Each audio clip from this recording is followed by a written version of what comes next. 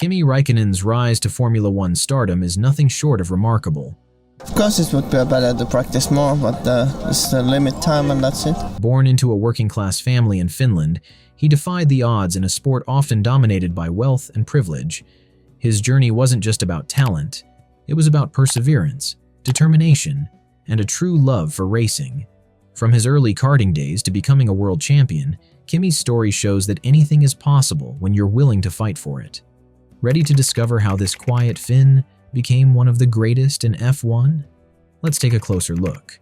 Kimi grew up in a hard-working, happy family with his parents, Maddie and Paula, and older brother, Rami.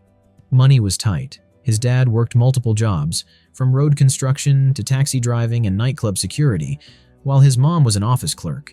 They even delayed building an indoor bathroom to fund their son's racing dreams. Kimi started karting at age 8, quickly proving his skill with multiple wins in local mini and junior classes. By 1994, at 14, he finished second in the Finnish Cup. His first international race came in 1995, and even then, his determination stood out.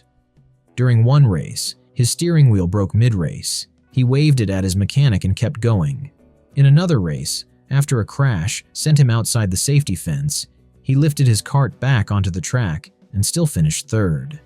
By 1997, Kimi's karting career took off. He joined the Peter de Bruyn team and moved to the Netherlands at 18 to compete internationally. In 1998, he dominated, winning the Finnish, Nordic, and European karting championships. He also finished second in Super A and third in the Monaco Cup. In 1999, Kimi tried single-seaters, but returned to karting after struggling with uncompetitive equipment. That year, he won 13 of 17 races and finished second in the Finnish championship. Kimi gave single-seaters another shot in the 1999 Formula Renault UK Winter Series. This time, he had better machinery and won all 4 races.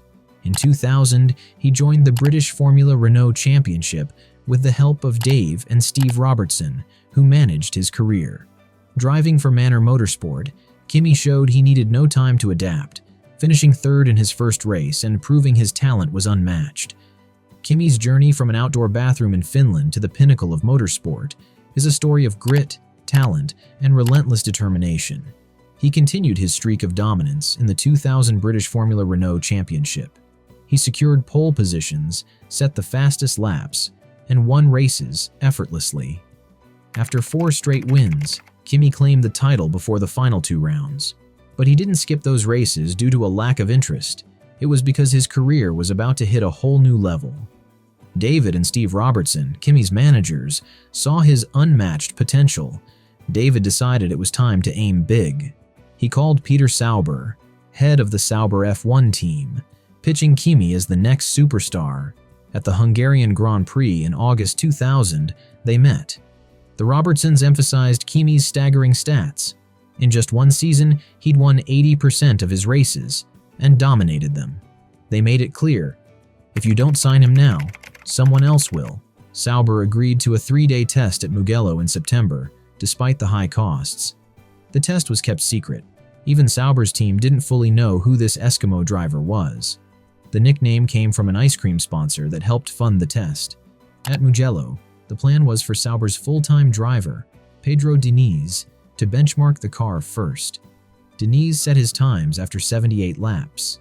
Kimi, with almost no F1 experience, only needed 29 laps to get comfortable, and 6 laps to beat Diniz's time by half a second. Sauber was stunned. Kimi's performance was impressive in more ways than one. He quickly identified an understeer in the car and requested a new front wing. After the adjustment, he was 20 kilometers per hour faster in corners, pushing the car to its limits. Even Michael Schumacher noticed. Curious about this unknown driver, Schumacher asked who he was.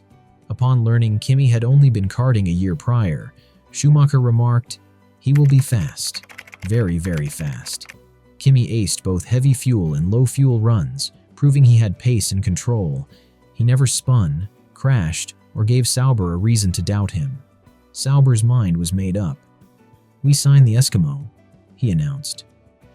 Before his 2001 F1 debut, Kimi underwent further testing and completed mandatory military service, improving his physical fitness for the grueling F1 season. However, with just 23 car races under his belt, Kimi lacked a super license. Sauber's convincing argument swayed the FIA, and Kimi was granted a provisional license, with fellow rookies Fernando Alonso and Juan Pablo Montoya also debuting. All eyes were on the quiet Finn. He was ready to prove he belonged. Kimi Raikkonen entered Formula One in 2001, starting the season in Australia. Despite qualifying P17, he fought hard on race day and finished P6, earning his first points. The impressive drive showed his talent, even though he had reportedly been asleep just 30 minutes before the race. Consistency was key for Kimi in a season full of retirements, and he quickly silenced critics. His performances caught the attention of top teams, including McLaren and Ferrari. McLaren, unsure whether to pick Kimi or his teammate Nick Heidfeld, got a push from Mika Häkkinen, who was retiring that year. Häkkinen's advice sealed the deal. If you want to win, get the Finn. Kimi joined McLaren in 2002, ready to prove himself in a top-tier team. He earned a podium and the fastest lap in the season opener, showing promise despite the team's struggles with unreliable Mercedes engines.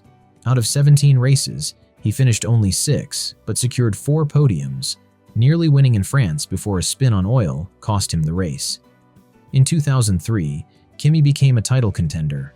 With McLaren improving, he took his first win in Malaysia, bagged 10 podiums, and stayed in the hunt for the championship until the end, finishing just 2 points behind Michael Schumacher. The nickname The Iceman stuck. Kimi cared about one thing: driving fast. The 2004 season was tougher, with reliability issues again limiting his success. He managed one win at Spa-Francorchamps after a mid-season car update. By 2005, McLaren gave him a competitive car, and he delivered. Kimi won 7 races, set pole positions, and pulled off a legendary win in Japan, going from P17 to victory. But tire issues and engine failures cost him the championship, and he finished second again. Reliability problems meant more retirements, though he still earned enough podiums to finish 5th. Off track, his wild partying made headlines. Once he was even spotted sleeping outside a bar with an inflatable dolphin. Yet, his driving skills remained unquestionable. Kimi joined Ferrari in 2007, stepping into the spotlight after Michael Schumacher's retirement. Despite restrictions on risky activities, Kimi raced a snowmobile under the alias James Hunt, and even won.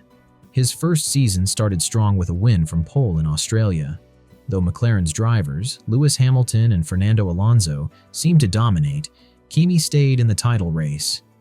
In the dramatic finale in Brazil, Kimi clinched the championship by just 1 point after Hamilton faced gearbox troubles. It was Ferrari's first title without Schumacher, and Kimi's consistent performances proved he deserved it. "I'll live my life how I want," Kimi said, and that's exactly what he did. After winning the 2007 championship, Kimi's results at Ferrari began to dip. In 2008, he had the pace to fight for the title, but mistakes and a decline in the car's performance held him back. Many believed he should have won that year. In 2009, things got worse. Ferrari's car struggled, and Kimi only managed 1 win at Spa. By the end of the season, his interest in F1 seemed to fade, and Ferrari bought out his contract to bring in Fernando Alonso. After 2 years of rallying, Kimi missed the thrill of winning. His 2012 return with Lotus reminded everyone of his talent. With several podiums, incredible recoveries from the back of the grid, and a win in Abu Dhabi, famous for his iconic "Leave me alone, I know what I'm doing" radio message, Kimi showed he was still one of the best. He finished 3rd in the driver's standings, but his success had a twist. Lotus hadn't expected Kimi to perform so well. His contract included a €50,000 bonus for every point scored. By 2013, he had racked up 390 points, meaning the team owed him €19.5 million. Lotus struggled to pay him and reportedly hadn't paid Kimi since late 2012. Frustration grew, and while Kimi still managed podiums in 2013, his season was cut short due to back surgery. Despite the financial issues, Kimi only took 60% of what he was owed to help the team keep their jobs. Kimi returned to Ferrari in 2014, but it wasn't the dream comeback fans hoped for. He struggled with the car's braking system and finished the season with a disappointing 12th in the championship, his career low. When Sebastian Vettel joined in 2015, Kimi often played a support role rather than being a title contender. Though he wasn't the dominant driver of old, Kimi still enjoyed moments of brilliance. His win at the 2018 US Grand Prix was a highlight, and he seemed content. The former party lover had become a family man, driving fast simply because he loved it. In 2019, Kimi joined Sauber, now Alfa Romeo, for a final chapter. At 39, he wasn't chasing titles anymore, but still showed flashes of skill. Living nearby in Switzerland, Kimi thrived in the quieter environment, leading the team and helping with car development.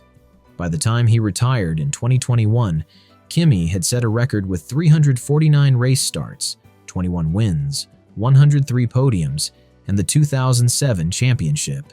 He proved that he was a true legend of Formula One, both on and off the track.